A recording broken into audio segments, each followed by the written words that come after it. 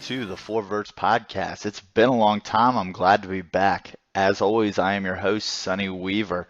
You guys may notice I got no host with me today. That's because we're going to be using NBL Season 12 as a test run. Each week after this week, we're going to be running a guest host through here to give them a shot to see if they can sit in the chair next to me, Sonny Weaver, help us maintain the legacy of the Verts Podcast. So let's go ahead and jump right in. It's been a long time. As you guys know, we took a little sabbatical there during the end of the last season, NBL Season 11, but here we are, NBL Season 12. So the first thing we want to talk about is the turnover once again in ownerships. We've had a lot of turnover throughout the league, obviously. None may be more hysterically explosive than the one we had towards the end of season 11. Some of you guys may remember Vinegar, the former owner of the New Orleans Saints. If you're not aware of him through that, you may know him from Vinegar's Butt Plugs. He is the founder of that.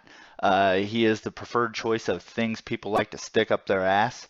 Well, Vinegar had an issue with the way things were run around here.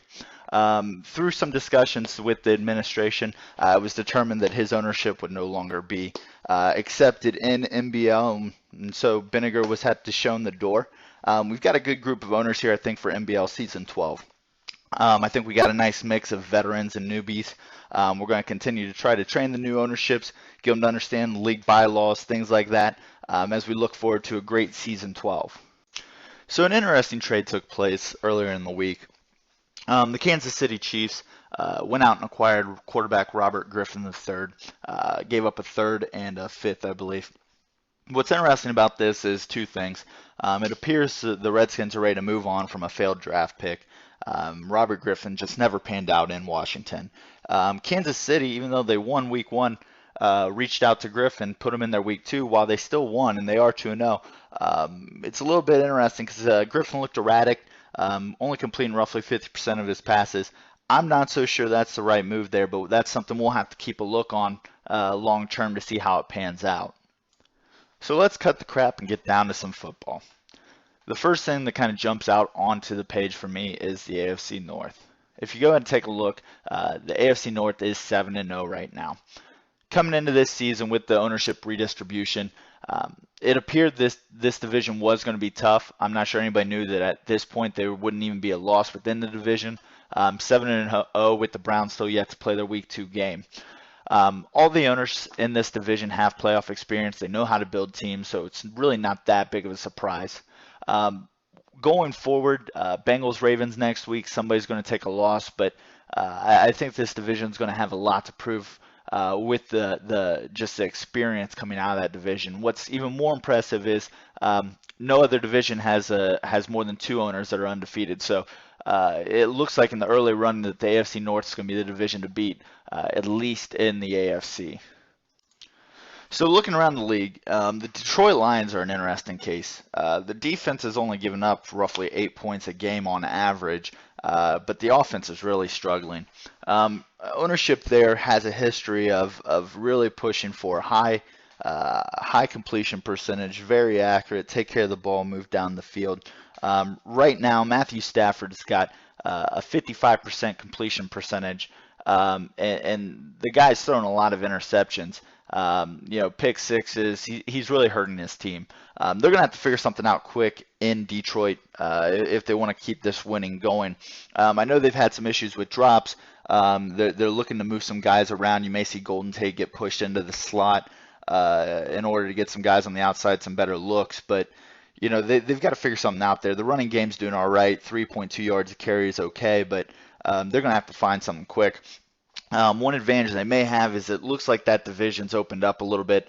The Bears look like they could be a force. The Vikings took them to overtime, but I think the Lions are going to keep control of that division, should make the playoffs out of there, but what happens then with that kind of offense is anybody's guess. Another interesting 2-0 team is the Jacksonville Jaguars, a team that's not really experienced success in NBL. Former ownership's out of there. They're down in Miami. New ownership there's got them going good.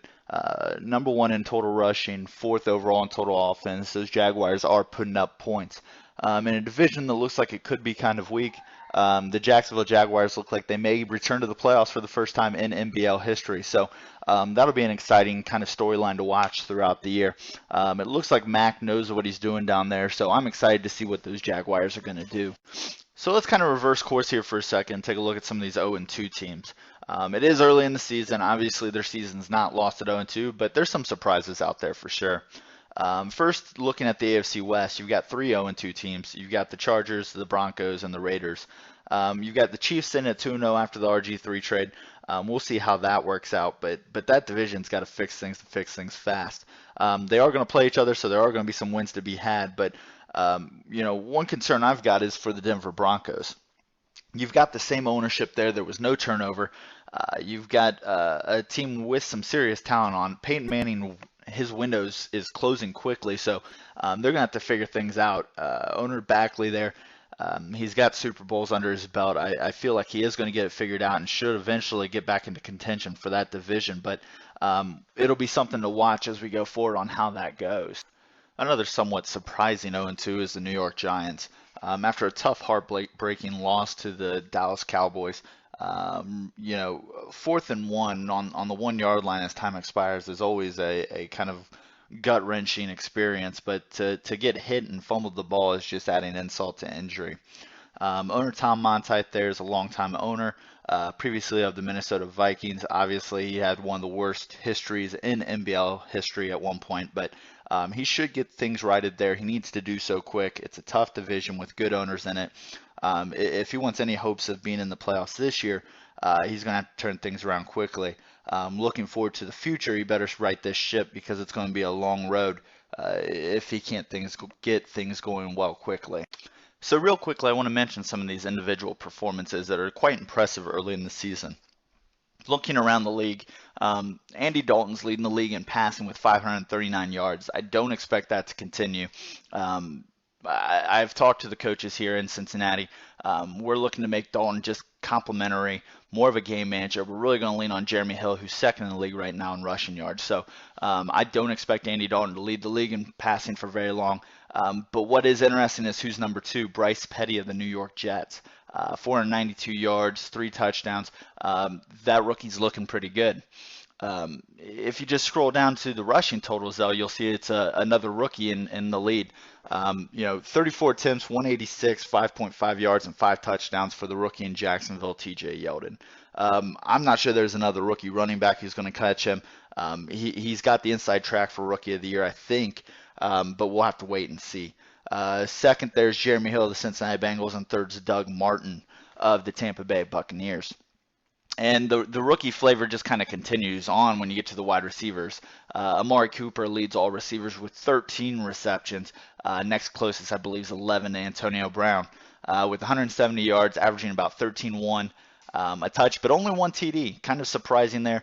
It looks like Cooper is not the red zone target that some people thought he may get. It looks like the Raiders are looking another way there.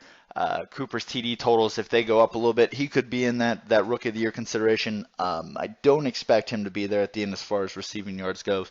Antonio Brown, along with a couple of the others, Golden Tate and a few others, I think will overtake him. But it's good showing by the rookies overall. I think we've got a good rookie class here in NBL Season 12. Hopefully they all do what's right. None of them get popped for PEDs, and they can finish out the year and look for that Rookie of the Year, if not MVP or Player of the Year awards. Next up, we'll be announcing the nominees for the Hall of Fame, but first, a quick word from a sponsor. Are you interested in music, fashion, or entertainment news?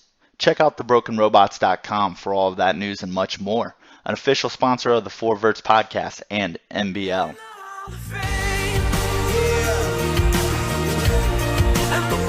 Ah, yes, it's that time of year once again, folks. We're talking about the Hall of Fame. We're going to go ahead and whittle it down from 5 to 2. We've been given the distinct privilege here on the Verts Podcast to unveil the 2 finalists for the Hall of Fame class. I'm going to go ahead and read the first finalist of the 2, and that is Tom Monteith of the New York Giants.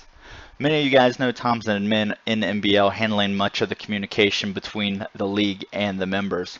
Also, Tom is the host of the Extra Point podcast, but from a field perspective, Many of you know Tom also holds the record for the worst single season record in NBL history at 0-15-1. That's going to be some stiff competition to get into the Hall of Fame. The second nominee for the Hall of Fame is your very own Sonny Weaver Jr. Now, many of you guys know that I do host the 4 Verts Podcast, and if you don't, I'm not sure what the fuck you're doing listening to this show. But I also have a Super Bowl from Super Bowl III. Also, I'm known as the insider of NBL, always tweeting out who's doing what and when. It's going to be interesting to see what happens. I think me and Tom should have a good battle to the end. After the complete screw job I received last year in the voting, I hope they get that corrected. I look forward to putting on a gold jacket and standing there with the other Hall of Fame members. And if not, well, I'm sure there'll be more shenanigans then. So that is your Hall of Fame class for this year. I appreciate everybody tuning in to the 4 Verts Podcast today. Make sure you tune in next week where we'll have the top 10 come on back. Also, I'll have some special guest hosts. That's yet to be determined, but I'm sure it'll be a good time. For all of us here at the 4 Verts Podcast, thanks for tuning in. See you next week.